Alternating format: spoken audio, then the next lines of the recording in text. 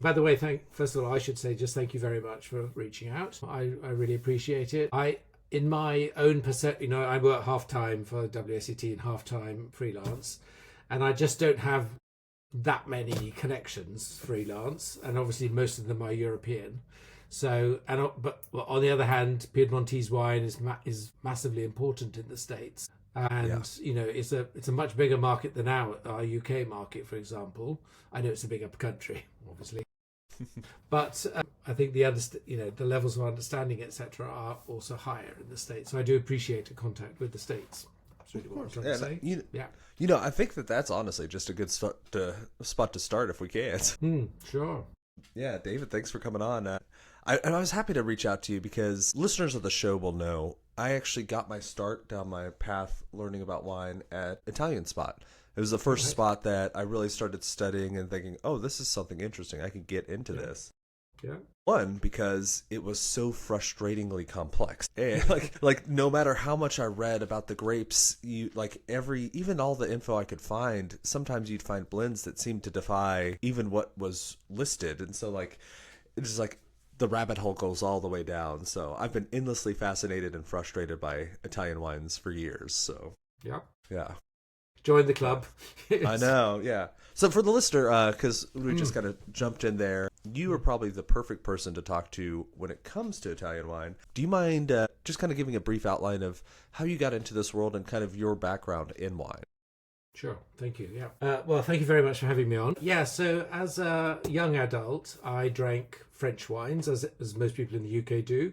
There was almost zero understanding of Italian wines back then. And then about 20 years ago, I went on a wine trip, in fact, to southern Italy. I had wanted to go to Tuscany, but the friends I went with had just been to Tuscany. So we went to southern Italy as well instead.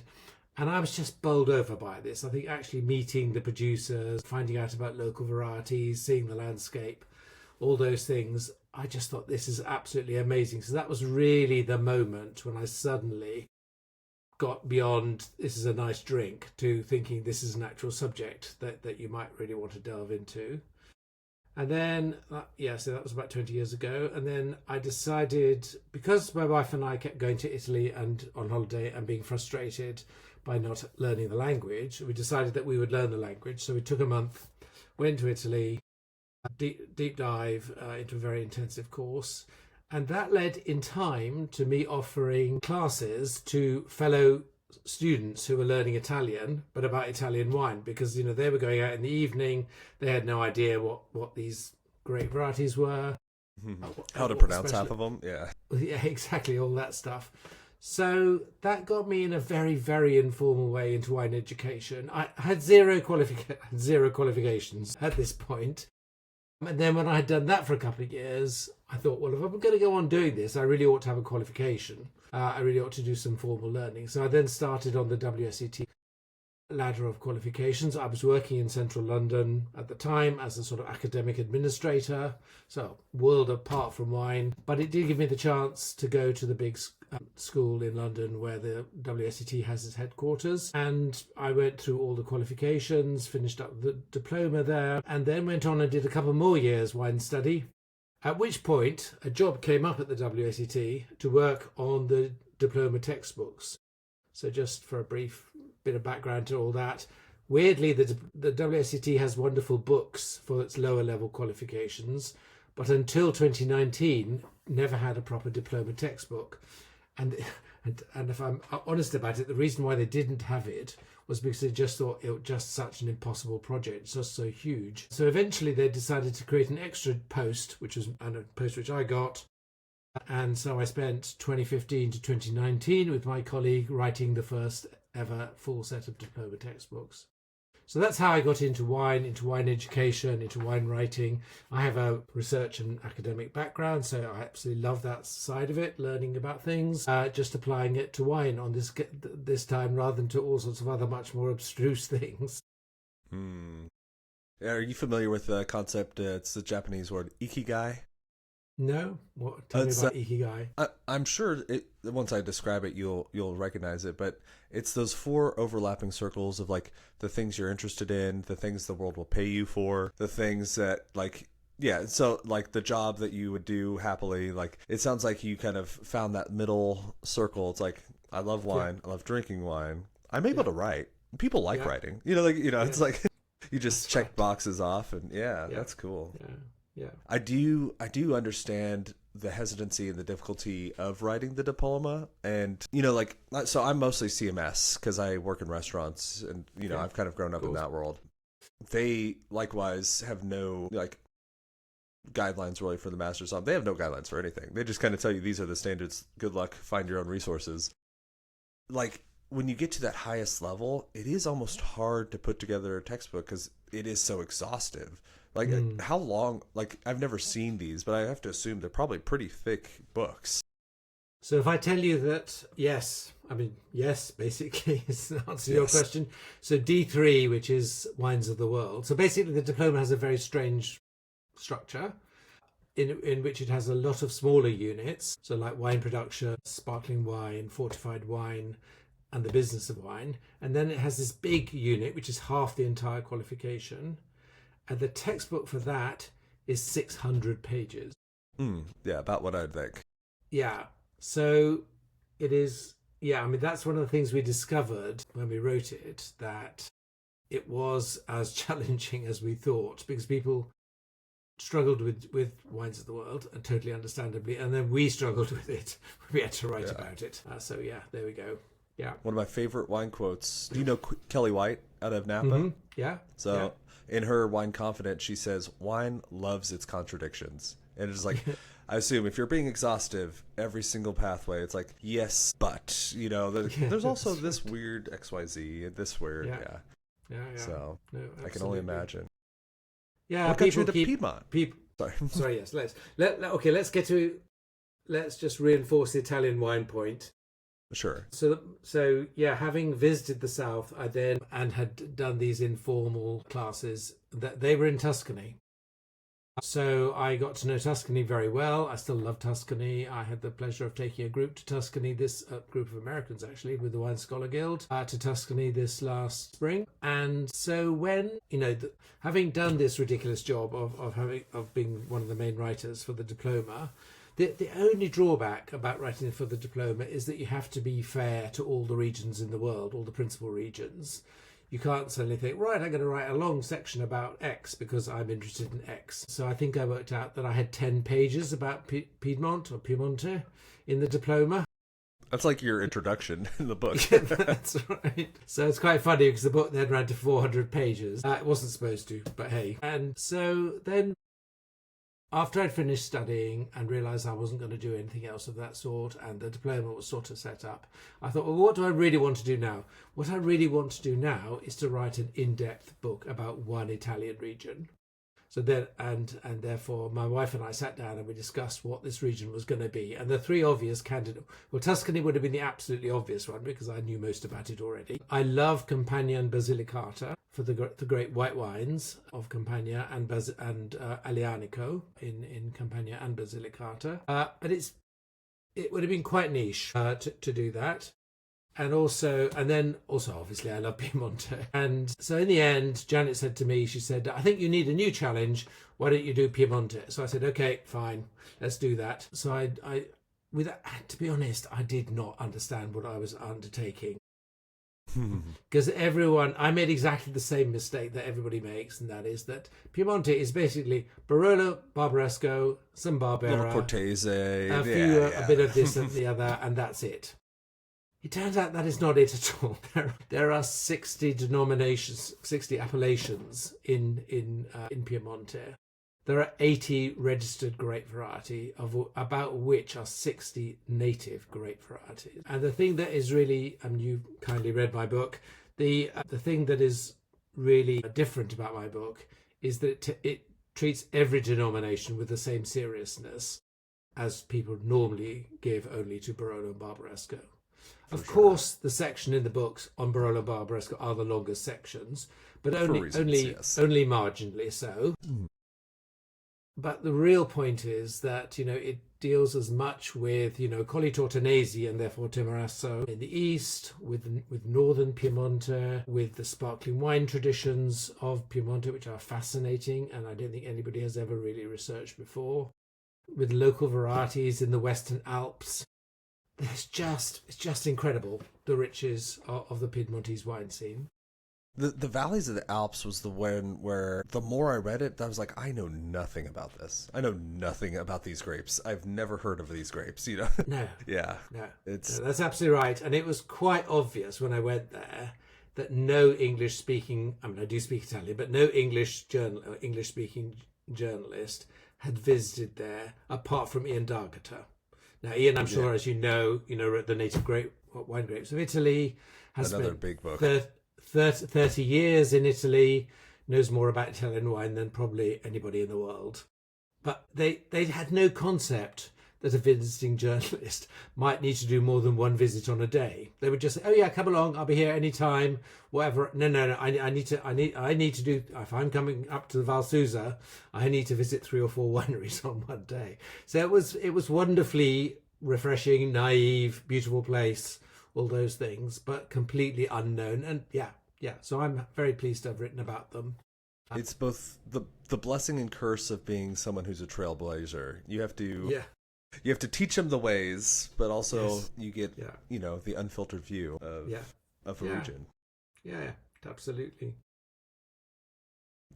Yeah, so I think it would be helpful because a lot of people who are listening, I'm sure, working in restaurants, just like you'd assume, they've sold maybe a Barbera, but probably a Barolo or Barbaresco if they have a decent wine list. Yeah. But I'm guessing they probably don't have a mental picture of kind of where also, do you prefer me to say Piedmont or Piemonte? Is there a preference? There's no preference. I say Piemonte because, I deal with Italians all the time. I speak some Italian, etc. But I have no preference at all. Well, you're the expert, so we'll say Piemonte. So, right. Where Piemonte sits in relation to Italy, and then within Piemonte, kind of where the major groupings are of the different regions. Sure. Right. Let's do that. So Piemonte sits basically, I would say from the outside, the people in the Veneto would disagree with me, but it seems to me that Tuscany and Piemonte are the two absolutely top-class regions in Italy. And you have to remember, I say that against the background of, I really believe in local difference and native grape varieties and all those things. And I have visited 19 out of the 20 regions of Italy. The only one I have not visited is Molise, which is sort of close to Abruzzo. And I'd love to go there one day. So I really love the entirety of Italy and the fact that everywhere is different and has different food, different grape varieties, different wine styles. Having said all that, Piemonte and Tuscany are undoubtedly the biggest hitters. If you add Amarone in, I suppose, to that, it could be you could make a similar sort of case for the Veneto. So I think it sits at the sort of top table, and certainly in terms of wine prices, wine quality, all those things, it certainly sits at the top table. The thing, but as I've said already, the thing is that people, when I say that, people are only thinking again about Barolo and Barbaresco. They are not thinking about anything else. And I can remember, just to give you an anecdote, I can remember some years ago standing next to a stand at a big consumer wine tasting in London, and a producer, I happened to be in the Piemontese section, this was before I wrote the book and everything, and the producer said to an old guy sitting next to me, he said, "Would you like to taste my Barbera?" And the guy said, "Why would I want to taste Barbera?" And I said to him, "Come on, this is an amazing grape variety. It may not be Nebbiolo, but, in effect, I will have said, the message is Piemonte is more than Nebbiolo. And that's really the message of the book. So what are the other... in a way, it's easiest to do it by grape variety rather than region. Well, sure. If that's okay with you. So I would single out... I'm not going to talk about... I'm happy to talk about Barbera and Arnese and Dolcetto till the cows come home. But people will know about those. So I'll leave those on one side. If I was then going to say, so what are the 3 white grape varieties and the 3 red grape varieties that people should think about and learn about and go out and buy a bottle of? I would say and this is probably the most famous of these, Timorasso, from the Colli Tortonesi, has made a bit of a splash, hasn't it? It's more at high end, depending on your bar or restaurant, etc. But it has been extraordinary recovery story. So although it was first mentioned in 1209, by 1980, Timorasso was down to only 3 hectares in the whole of Piemonte, and therefore the whole of the world. And it wasn't 3 hectares altogether. It was 1 row here, another row there, a few plants somewhere else. It was literally on the point of extinction. When a guy called Valtamassa thought he'd have a go, he was a bit dissatisfied with Cortese, which was the popular grape of the time, because everybody wanted to make Gavi because it's sold. A guy called Valtamassa decided to go around his estate and pick all the Timorasso from in the different places. That's again, they weren't planted together. They were simply, it used to be blended, and made some wine and then forgot about it. It's quite hilarious. He literally lost it in his cellar. Now, if you've ever been to Valtamassa's cellar, you will know this is not difficult because he's an extraordinarily eccentric genius sort of guy. His cellar looks like my room. Yeah, got it. Yeah. So he left this wine, and about 3 or 4 years later, he came across it and said, "Oh yeah, no, I remember that now. Let's open a bottle and see what it's like." And he was absolutely astonished by it because Timorasso, a bit like Riesling, develops extraordinary tertiary, hydrocarbon, petrol, diesel, gas notes on top of fruit, etc. And so he said, "Right, this is really interesting. I was onto something here." So he then went and got cuttings of various plants, etc., etc., etc. Anyway, he has led the Timorasso revival, so that now we are already up to 450 hectares from 3 back in 1980, and it's been absolutely exponential in this century. And the biggest compliment of all is that Barolo and Barbaresco producers are buying land in the Colli Tortonesi, which is an hour and a half away for them, in order to plant Timorasso because they believe in it that much as a grape variety. So it started off with Roagna doing it, and followed by Vieti, Borgogno, all sorts of top Barolo and Barbaresco producers have been buying land there. What do they like about it? They like about it that it's an ageable white, which they can sell alongside their ageable reds. So I think Timorasso is an absolutely stunning grape variety. It's very unusual in that it's both very full-bodied and high acidity, and that's why it's ageable, because of its structure. Again, one last Valtamassa story. If you say to him, "Well, what are you aiming for when you make your wine?" he'll say, "Oh, I'm not interested in fruit flavours. Those don't interest me at all," which is ridiculous, of course. What he means is, what I want to do is produce a wine that will age and have this extraordinary tertiary complexity, which indeed it does do. It's a beautiful wine to drink when it's young. When I was invited to do a tasting at Texom after the book was published, and I showed the Vieti Timorasso there, which is young, of course. It was like the current vintage on the market, and it showed really well. So that was great. So that would be my number one pick. Have you come across Timorasso? I haven't. I was going to say, I'm guessing that you would see it more in the coasts. Being in the center of the U.S., I'm going to assume that we see more than I would have if I had grown up in restaurants here in the 80s, 90s. Mm-hmm. But, that diversification still hasn't penetrated that fully. No, totally understand. Like, we'll see some Eberluce di Calusos. We'll see, right. Definitely your Alianicos. Definitely... if I'm talking Piemonte specific, definitely we'll see Gavi, Vieti's everywhere. Produttori is here. Like the big names, and then some of the Dolcettos and some of the Barberas. But just, if you get to the tinier grapes, you're going to have to be drinking them in New York or California for the U.S. Yeah, absolutely. I mean, it is an incredible story of 150 times growth, if I'm doing that math right, from 3 to 450. But it is quite astonishing. If you think about 450 is still, in terms of the wine world, not that much. Big. There's only so many bottles of these going around. Yes. No, absolutely right. Yeah. Right, so even tinier than Timorasso is Nascetta. So Nascetta is a beautiful, gentle orange blossom and green herb flavoured wine. It's not as imposing as Timorasso, but it has subtlety and elegance and delicacy.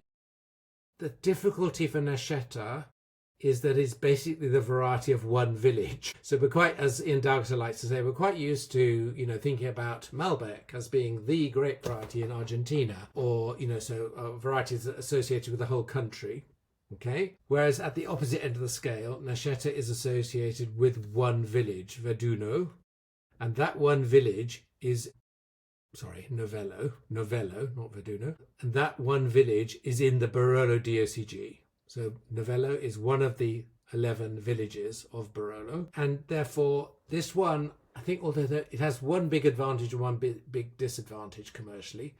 The big advantage is that it can be made by Barolo producers, so that they can say, well, would you like to taste my white wine alongside, my Barolo, my Barbera, my Dolcetto, whatever.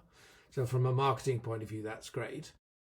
But from a production point of view, it's not great, because every decent bit of land that you've got that you could plant Nebbiolo on, you are going to plant Nebbiolo on it, because you are going to get 3-4 times the price for your bottle of wine at the end of the day. So it has really been squeezed by the success of Barolo over the last 20 years. So it's worth looking out for, but it's pretty rare. Yeah.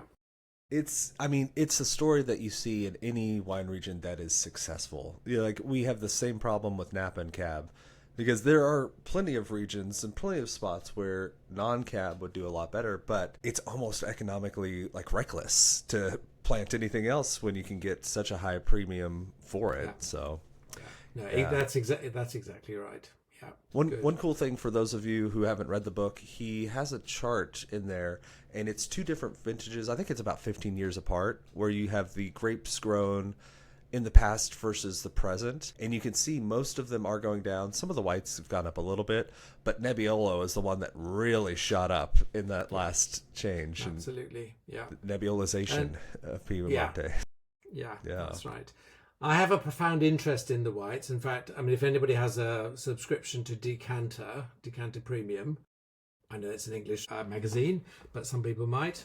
I wrote an article about the growing importance of white wine in Piemonte, and it is quite astonishing how it has changed over the last 20 years. And that's fundamentally because people are drinking more white wine. So if you want to, I've actually had quite well-known Barbaresco producers saying to me, my agent in X country rings me up and says, can you supply more white wine? They are actually in Barbaresco.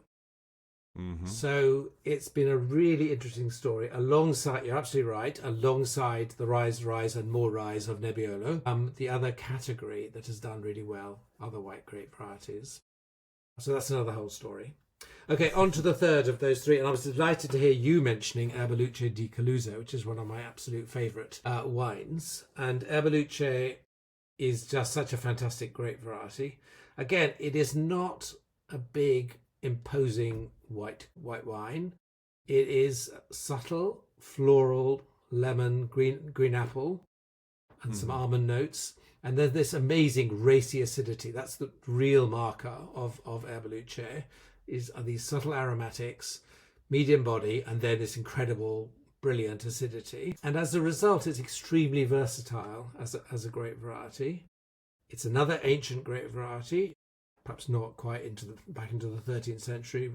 No documentation back to the 13th century, but never mind. It's also quite difficult to grow. It's best grown on pergola, which is, so counterintuitive these days, because it means that all the work has to be done by hand. But it's better because you get better shading of the grapes, and also you can make interesting picking decisions with a pergola, so that you can shade some of the grapes and allow some of the grapes to have more sunlight, and that gives you options when you actually want to make wine later on. But as I say, for the listener, real fast, who might not remember what pergola is, just to make sure, because wine training, I know when you are going through certification, is one of those things. Unless you see it, it's hard to really grab onto it. Yeah. So a pergola is like a structure which allows the grape to go up to about 6, 7, 8 feet, and then go across as though it was making a tent. So if you think about an awning, that's basically what a pergola is like. And it means that you have a layer of leaves on the top of your vine, and the fruit hangs down. It's a nightmare to work, let's be honest, because literally everything has to be done by hand and often from a ladder. But as I've already explained, it has certain advantages, and it's very interesting in some regions of Italy, like the Veneto. They're actually coming back, the pergola, because it's a better way of dealing with climate change, with warming, because again, you get much better shading than in the classic Guyot thing, which pretty much all of Piemont's on. Yeah, which the rest of Piedmont is on, and most American vines will be on. Because, you can work with a tractor, you can do all sorts of stuff with a tractor, with Guyot in a way that you can't with pergola. So what are the three... Yeah, sorry, you were going to say, go on. Well, just to put my 2 cents in for Herbaluce, so usually when you see pergola in wine studies, it's in the northeast of Spain / Portugal, just in that region. That's kind of where it's like classic. And I was happy I hadn't made this connection, but Herbaluce, and again, it's been about 10 years since I've had one. It was in Santa Fe when I lived there because they get more access to international wines, but it kind of did remind me kind of like Piemonte's answer to like a decent quality Albarino. It's like got a little weight, it's got some aromatics, not exactly the same, but that racing acidity that really like refreshes and cleanses the palate. So it's funny that, in the wine world, they're going to have similar-ish. I think they do it in the Northeast for humidity reasons, if I remember correctly, because it allows for a lot more airflow. But yes. Yeah, absolutely right. Yep. Yeah, very good. I think that's a good comparison with Albarino. Yeah, definitely. So the other special thing about Herbaluce is, as I already mentioned, it's very versatile. And by that I mean it's made in 3 styles. So historically, it was made as a sweet wine, as a passito. That is, you pick the grapes, you dry them indoors for 2, 3, 4 months, and then you make wine, and you end up with, and then often you age it for many years. And so it was a wine for a really special occasion. So that's where it started off from. But unfortunately, people don't drink sweet wine very much any longer. And therefore, if you're going to make a living, you can't really depend on a very rare, very local grape variety, which is then made as a sweet wine. And so people began to make other styles of wine. And they discovered 2 things. First of all, it makes terrific, still straightforward white wine. And again, super ageable. And then it also makes the most amazing traditional method sparkling wines. So now we have all 3 styles: passito sweet, still straightforward, and traditional method sparkling. And because the aromatics are quite subtle and gentle, it's very good for taking on those sort of brioche notes that you get from lees aging traditional method, as though you were making champagne. So I'm a huge fan of it. I have tasted a lot of examples recently because I have just written a major report, 100-page report on Northern Piemonte, and basically, which we can talk about a bit more at the end.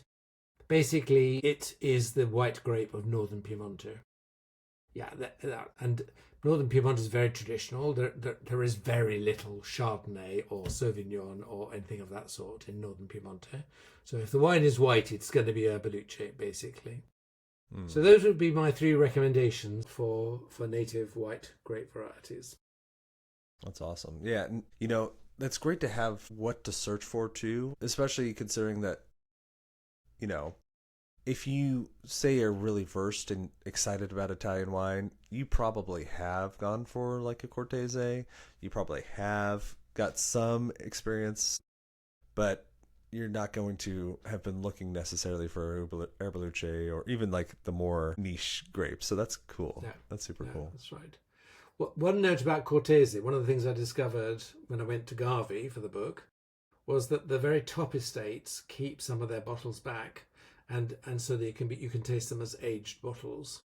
So 10-year-old Gavi, that would have cost many people's. I mean, that's and the point I'd make about that is simply that we think of Gavi as a simple quaffer, and it is. It's really good at that. It's a pronounceable name, so it's going to do well in restaurants, which is really important.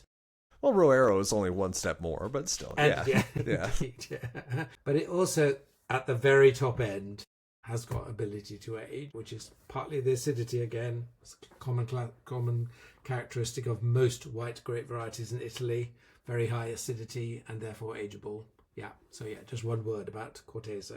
Yeah. Shall we move on to reds?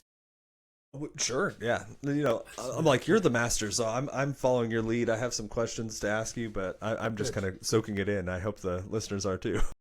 Good. Well, let's hope so. So I'm going to do one word about Barbera, because people will be able to buy Barbera, and I don't just want to recommend wines that are crazily inaccessible. So the thing about Barbera is that it's one of those grapes which got a bit too successful for its own good, and therefore there became lots of competition, and therefore there became lots of really inexpensive Barbera, which wasn't great. But that totally underestimates the quality level of Barbera. And I mean, wine writers do not earn a lot of money, and therefore I'm always on the lookout for wines that are not expensive, but really are great value. And I remember vividly when Michele Chialo's Barbera, one of his Barberas, Cipressi, it's called, Cypresses, was the number one wine in Wine Enthusiast's top 100 best buys of 2020.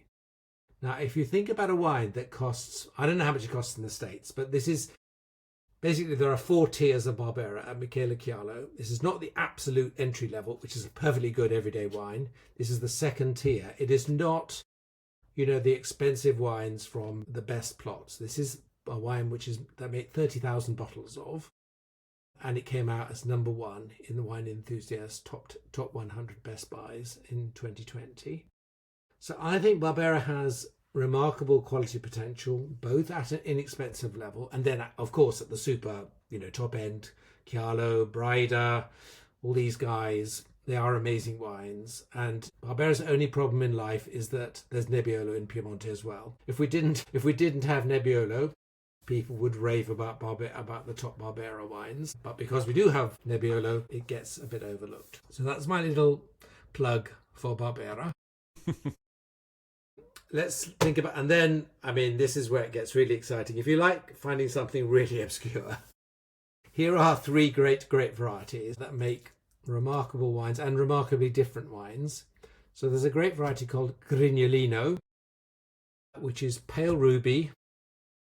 If you're interested in chillable reds, lighter chillable reds, which has been the sort of trend, hasn't it, for the last couple of summers, this is Piemonte's answer to light chillable red. But it does all that with the still typical Piedmontese tannins.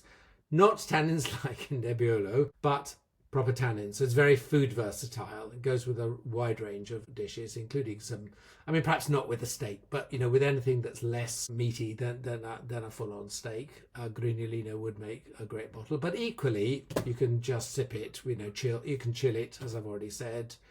I think it's really beautiful wine. Pretty niche, but, yeah, it's good wine to find. Also something I saw in Santa Fe, but not since. So right. Yeah. There you go. Yes. Yeah.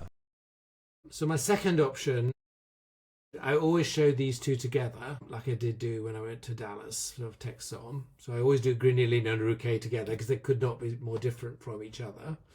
So Ruquet is a wonderful recovery story as well. So there was a priest called Don Giacomo Cauda who was moved, I think he originally came from the Roero area, but he was posted into Monferrato, which is central Piemonte.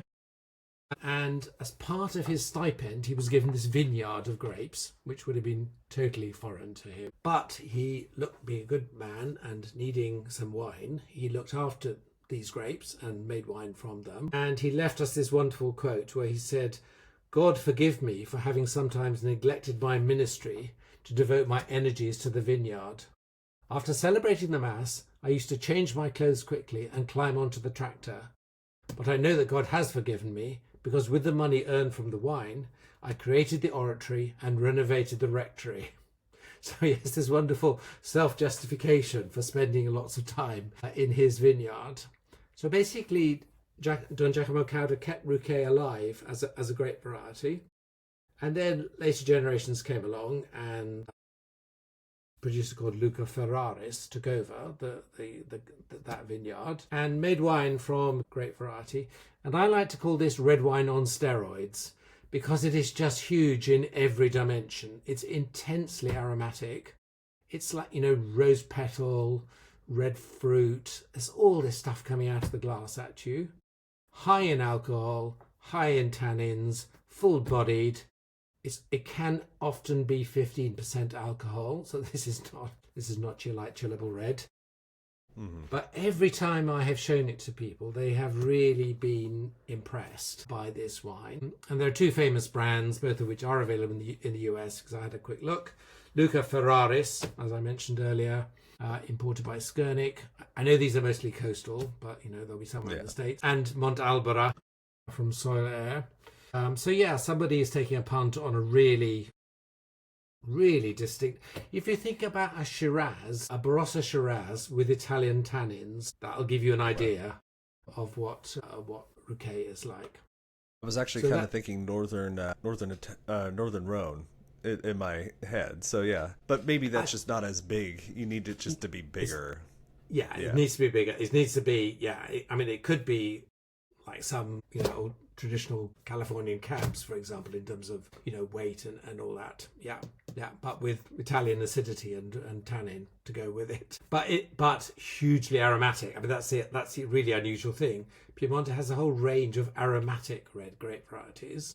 Obviously, Nebbiolo is the most famous, but it is not by no means the only one. And then my last one, which I won't talk a lot about because it's obscure and difficult, is Freisa, Freisa, which is a first generation relative of Nebbiolo. And surprise, surprise, is tannic. And I think Freisa, in the past, it used to be, this is just a nice window into the history of Piedmontese wine. So many of these grape varieties that we drink today are still wines, used to be drunk as frizzante wines, so lightly sparkling in the past. And that's a very good way of dealing with Freisa, because Freisa is tannic and quite demanding. But if you stop the ferment and have some bubbles and perhaps a few grams of sugar, it would be very easy to drink and pleasurable to drink with the quite some fatty foods in Piemonte. The best ones I've had are the aged ones. Occasionally, I've drunk Freisa when it's like 10 years old. The problem is that nobody cares about it enough to really age it like they would. Nobody really thinks about, I'll buy a current release of Barolo and I'm going to drink it tomorrow. I know people have begun to do that, and there are good reasons for doing that now because the wines are now being made for that. But in the past, nobody did that. And in the same way, nobody ages Freisa. But if you really want to understand the quality of Freisa, you do need to keep it for 10 years, which I know nobody does, but that's fine. Well, in the restaurant industry, we call it wine infanticide, but it is kind of the economics of how the world has gone. Yeah, we don't hold on to wine. But I think it was I forget which master somm said it, but I always would laugh about it. It's whenever anyone asked him whether or not a wine would age, he's like, from the point you buy it to tonight for dinner, it's going to be fine, because he's like 99% of wine purchases drunk within a week. So yes. But for some reason people still ask that question. They want to know. Yep. No, absolutely right. Yeah. So the overall message basically is that if you love Barolo and Barbaresco, go on loving it, because it is amazing, and I'm very happy to talk about why it's so amazing now. But there is so much more to discover which people just don't know about, and which even really well educated wine people who spend a lot of time, won't have dived into in any great depth. The world of wine is impossibly long and complex, so there's no shame in not knowing about these things. But there is a world of wine. I sort of describe Piemonte as a continent of wine in its own right, or a country of wine in its own right, because it has so many great varieties. Yeah, I was going to ask, and I think part of this is pretty just straightforward. And in the book, you describe it as like it's part of Western Europe, so of course the history is complex. But Piemonte is just due to the fact of where it is. It kind of reminds me of also like Alsace. Like you get these regions that are in between major powers or on trade routes, and of course it didn't develop in a singular way, because you have so many people going through, or so many people want to conquer this back through time, that you get these grapes and movements, and you get all these different influences. So of course it's going to have this complex, fractured history, Yeah, No, that's absolutely right. If you go to Turin, the capital of Piemonte, it looks like Paris, and that's because Napoleon turned it into a mini Paris in northwest Italy. So yeah, you're absolutely right. Yep. Yeah, yeah. I was also surprised. I did not realize a couple things. Like I knew about the white truffles, the hazelnut. I'm sure I knew at some point in the back of my head. But like Ferrero Rocher for the chocolate lovers out there, I did not realize that they were at least founded there. Like that was a really fun thing. Yeah. Totally. If you go to Alba, which is the main wine town of Piemonte, between Barolo and Barbaresco, what do you smell? You don't smell either truffles or Nebbiolo. You smell chocolate and hazelnut, because the major Ferrero Rocher factory, Nutella factory, so Nutella started in Alba. So Nutella basically was a response post Second World War to the fact that there was very little, chocolate was very expensive and rare, and therefore you couldn't make a spread just out of chocolate. You'd use a local product, hazelnuts, in order to extend your chocolate, in order to create more volume. That's what Nutella is. Nutella basically is chocolate and hazelnuts, and no doubt inexpensive fats these days, but that's another story. But it does mean that Alba is a town dominated by Ferrero Rocher, by the Ferrero family, and actually it has made a really important contribution to Barolo and Barbaresco, believe it or not. Why is that? Because post-war, post-Second World War, so we're talking about the 1950s, and it's difficult to imagine now because now Barolo and Barbaresco are so wealthy and there is a Michelin-starred restaurant around every corner, it feels. It was actually in serious poverty post-Second World War. And the best way of earning a living was to leave the countryside and to go and work for the Fiat car factory in Turin, or go up and work on the typewriter factory in northern Piemonte. In other words, go to a town, a city with a factory, and that was so much more reliable than you got paid every week and you earned a stable income, and therefore people fled the land. So what did Ferrero do? They realized that they were going to struggle with workers because Alba is not a major city and there's no Fiat factory in Alba, so they were going to lose people going to Turin instead. So what they did was they organized buses so that every day the workers could come from their Barolo village or their Barbaresco village, be transported to work, taken home in the evening, and then they could go and work on their vineyard. So fundamentally, it meant that the vineyards were kept alive during that period of real poverty because people could work locally and have transport, because nobody had a car in those days, and therefore they weirdly, Nutella, Ferrero Rocher and the Ferrero family made a very significant contribution to the success of Barolo and Barbaresco. People held on to their land, and now it turns out it's worth millions of euros per hectare, 60 years later. Good job, yes. So it was a good job. Yeah, so it's a really interesting bit of symbiosis in a region. Yeah. Besides, say, like some sections of Napa, Sonoma, maybe some places in Oregon, Washington, like, can you think of a region that has had its fortunes turned around so intensely and so quickly in the world of wine? It seems to be pretty unique in that aspect. I mean, I would need to think about that, but I think you're basically right. Mm-hmm. I think, I mean, I can underpin that with a very classic tale. If you talk to a really old grower, and I'm talking about somebody in their 80s, let's say, in Barolo village or in Barbaresco, they will tell you that in their lifetime, people would come and buy Dolcetto, which was the grape of ordinary people. And if you bought a case of Dolcetto, they would give you a bottle of Barolo because there was no market for Barolo. Mm-hmm. And even by 1990, a couple of English wine writers and merchants wrote a very famous book called Tar and Roses, which was about Barolo and Barbaresco. It's the first major book in English about the subject. And they constantly complain in their book that there is just too much Barolo being produced and there isn't a market for it. So that's 1990. Okay? So you're absolutely right. It has come from being this weird Italian speciality which, locals treasured, but nobody really drank. to being, one of the great wines of the world. Yep, absolutely right. They always believed in themselves. They always knew they're the king They of did. wines and wine of kings, but Yep. yeah. Yeah, It does fascinating, remind me isn't in a very odd way of Scotch. I heard Okay. one person talk about it this way. Like, Scotch used to be this weird backwaters thing where, like if you loved it, you loved it. But there's also like, it just was a little bit too much for the general public. It was kind of this oddity in the history of whiskey. And it didn't really start taking off until they started releasing mass-produced blended scotches. And it just tamed it down enough for people to get the taste.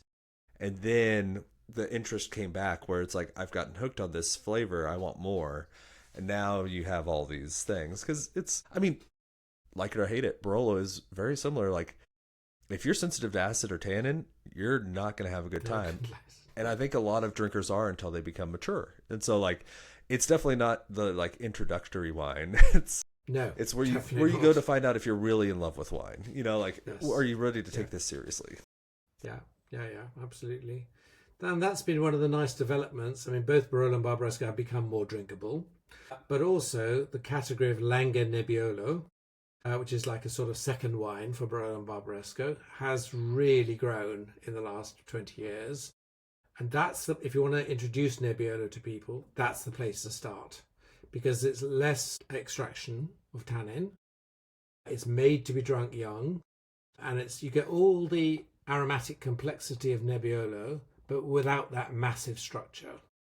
So that's the place to start. Yep. And usually, unless you're in a more high-end spot, that's what I've seen more and more by like the glass and by the glass programs. It's usually priced to be in that. Exactly. Yes. Yeah. I do think it makes sense for someone who's interested in things besides Barbera, Barbaresco, Nebbiolo, and for someone who wrote the book about all of it. I think it is kind of worth nodding the hat of like, without the champions of Barolo and Barbaresco, like the world almost would have probably overlooked Piemonte in a lot of ways. So it did, and a rising ship helps all the boats, and definitely. Even when you were talking about the rare grapes, a lot of the producers in Barolo and Barbaresco are also the champions of those indigenous grapes where they can, when they can. Yeah. So. Totally. Yeah. And then there's our other disconnect, which is that nobody thinks of Moscato d'Asti as a Piedmontese wine. I had two things I wanted to ask you about still, the sparkling and also wine law. Like both very hairy subjects, but yeah. So Moscato is still the most grown grape variety in Piemonte. It's still number two. It is about to overtake Barbera, because Barbera is dropping because there just isn't the market for the really cheap stuff that workers used to drink in the fields. Okay, so that's been going down. There's still loads of it. Yeah, exactly. Yeah, so still it is, but literally either this year or next year, if these trends continue, Moscato will actually overtake Barbera as the most grown grape variety. So when I teach students, I always say to them, what do you think is the most grown grape variety in Piemonte? And they all say, oh, Nebbiolo. Well, actually, until recently, it was fifth. And it's only, until recently, it's gone up to fourth now because it's overtaken Dolcetto. But yeah, Moscato is really important. But I say nobody drinks Moscato d'Asti and thinks, right, I must go and find another wine from this region. It's a weird disconnect. It's as though it's in a different category altogether. Yeah. Well, you need something to pay the bills too. And I'm sure it helps pay a lot of bills. We got to buy the glass still. Yeah, it's beautiful. Yeah, I love it. Yeah. It is funny that, one region has such a serious, like for the wine lover, the aficionado, only the serious, and then kind of the gateway wine, Like, how do we get people into drinking wine? Give them a taste of this. Let's see if they like this. Yeah. No, absolutely. Yeah. We can't go without talking a little bit about the wine law of Italy. Yes. Just a little nod. And I wanted to, what was it? You called the chapter Reading the Label, The Joy of Italian Wine Law, which, a little tongue-in-cheek, but... it was quite funny. So, go on. Yeah, you go, please. No, it was quite funny because one of the very serious reviewers of wine books in the UK didn't spot that was a joke. Oh, yeah. Well, just, So yeah. Does it so ever get easier? Like the weird spaghetti lines and the weird or is it just always going to be the way it is? They have begun to. The problem is the fundamental problem. There are several problems. One is EU wine law is itself very complicated, and that's because it wants to make sure that if it says Cornas on the label, the wine actually comes from that place and that place only. Okay, so it has unlike American AVAs, the wine has to come. Sorry, obviously AVAs have to come from the same place, but they don't have to be made in a particular style. They don't have to have the same grape variety in them. There are all sorts of other laws that come with EU denomination appellations that don't apply in the rest of the world. So that's one complication. The other one is just in Italy, there's this thing called campanalismo, which is basically too far from the bell. Yeah. My village is the best place on earth, irrespective of anything else, and I may have never ever been anywhere else, but it's still always the best place on earth. And therefore, the wine that comes from my village is the best wine in the world. And therefore, when there is an opportunity, I'm going to create an appellation, a denomination for my village. And that's literally what happened in northern Piemonte, where there are 10 denominations for an area of land that is 1/4 of the size of Barolo. Just think about it. 10 denominations for an area of land which is 1/4 of the size of Barolo, which is not a big place. You mentioned there are different appellations that they release. I think it was like 1 hectare a year. Oh, You they're even those paragraphs in your book where it's just like, this is truly as niche gets. Crazy. Yes. Yeah. Are they doing anything about it? Yes. They are just beginning to think about this problem and about the simplification which they desperately need. So there's a promotional body called Piemonte Land of Wine, and the new presidents of that, the president and vice president, have introduced a very interesting law whereby any bottle from Piemonte can have the word Piemonte under the denomination name. So however obscure, so let's say it's Fara DOC, 5 hectares, total vineyard, you can now write Fara DOC Piemonte under it. So I thought, hooray, somebody has finally got the message that nobody, not even quite a lot of people in northern Piemonte know where Fara is. Never mind anybody in Turin, the capital of Piemonte. Never mind anybody in Rome. Never mind anybody in Omaha, Nebraska is going to know where Fara is. So yeah, they are just beginning to think about some simplification in a good way.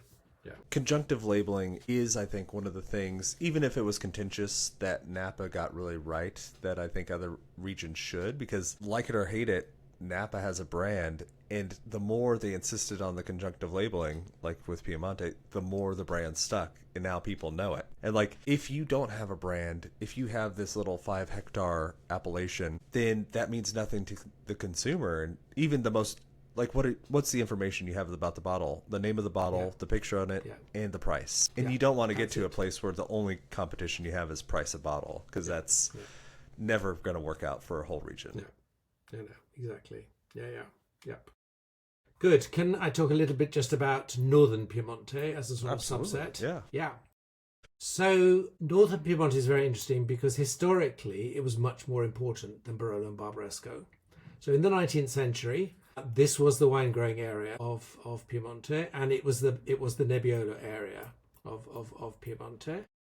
So Barolo and Barbaresco, a little bit like Amarone, are actually modern and Brunello are basically modern inventions, very successful, very important modern wine styles. But historically, northern Piemonte was more important. Why was that? You've already mentioned one of the reasons. One of the reasons is that it is on direct trade routes into Switzerland and France, and it's very close to the major cities of Turin and Milan. So it had a very local market in the way that Barolo and Barbaresco doesn't have a local market in the same way. Obviously today that's all changed because of modern transportation, but in the past, actually being close to your market was really, really important. And it's a great area for two grape varieties, in particular Nebbiolo and Erbaluce. We've talked about Erbaluce already. The Nebbioli from this area are subtly different from Barolo and Barbaresco in that they are lower alcohol, so they're typically 13.5% alcohol rather than 14.5%, and that's because it's cooler. It's cooler because the grape growing areas are literally under the Alps, under the foothills of the Alps. So you get cold air coming down at night, and therefore typically the average growing season temperature, if we want to get technical, is a couple of degrees Fahrenheit lower than in Barolo and Barbaresco. And therefore you get longer, cooler aging period. And so you get beautifully aromatic grape varieties at lower alcohols. The other really intriguing thing about it is that the local tradition was to blend Nebbiolo with other grape varieties. So blend with Vesperlina, blend with Croatina, grape varieties which are really rare, but actually make for subtly different wines. So they have a different tradition up there. But I've been working with an importer in England who is really who really believes in the future of Northern Piemonte, partly for the Erbaluce, but mostly for these more elegant, lighter styles of Nebbiolo, and particularly if the climate's going to continue to get warmer, has got real importance for it. So I've just published a 100-page report on Northern Piemonte. It's probably the most comprehensive report that's ever been written about this area. It's a free download, that's the good news, on my website, which is www.winefriend. All you have to do is sign up for it, and you can download it directly from my website. And it goes into the history and the grape growing traditions and the styles, and it reviews the wines of 90 producers, which I spent the last 6 months visiting and tasting in various places and writing about. So it's really nice. The book, as I say, is about Piemonte as a whole. So if you're interested in Piemonte as a whole, the place to go to is undoubtedly the book. If you want to know a bit more, or if you also want to know a bit more about Northern Piemonte, there's a free resource for you there. Yes. Yeah. No, that's awesome, man. Yeah. I'll throw in there too we were talking about value earlier, and it's a great place to find some value. If you love Barolo, but your checkbook's looking a little low, you can find some great deals and some really fantastic stuff. Yeah. For those of you who are listening, I will have links to where you can go to get the 100-page guide, where you can go to get the Wines of Piemonte, and of course a link to your website, which is where you get the guide. So it's the same thing. Yes.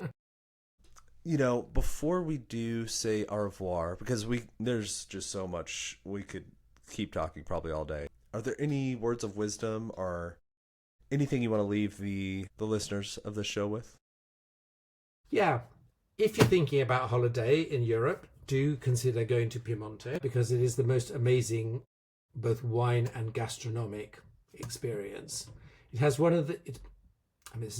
I'm going to be really controversial. It has the most refined gastronomy of Italy. If you think about that for a minute. You say extremely high, even by a country with very high standards. Yes. Yeah.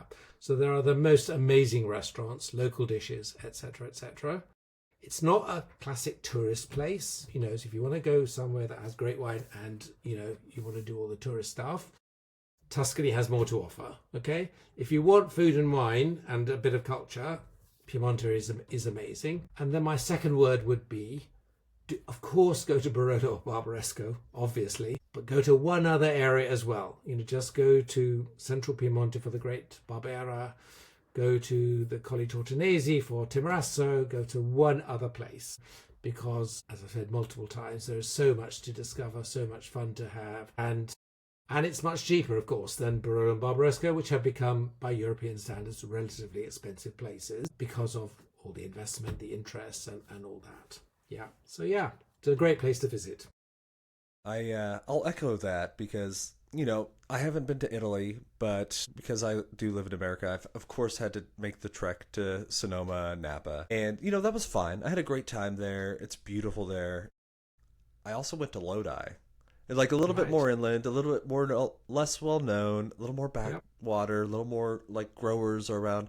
And I had fun. Like Yeah. the food was fantastic. The welcome you get at the wineries is like nothing you get in Napa Sonoma. It's just it was like night and day. And like Yeah. both were great, but Yeah. I Yeah. think about Lodi more than I think about Napa. You know, That's really Just 'cause- fascinating. Yeah. yeah. Totally agree. Yeah. Yeah. So super awesome. Great.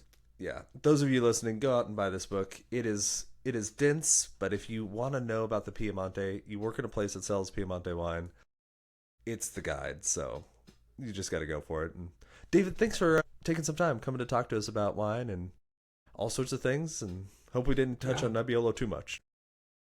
You know me, I could talk about Nebbiolo forever. There's no problem at all. Thank you very much. I really enjoyed it. It was a great conversation, and thanks for asking me. Yeah.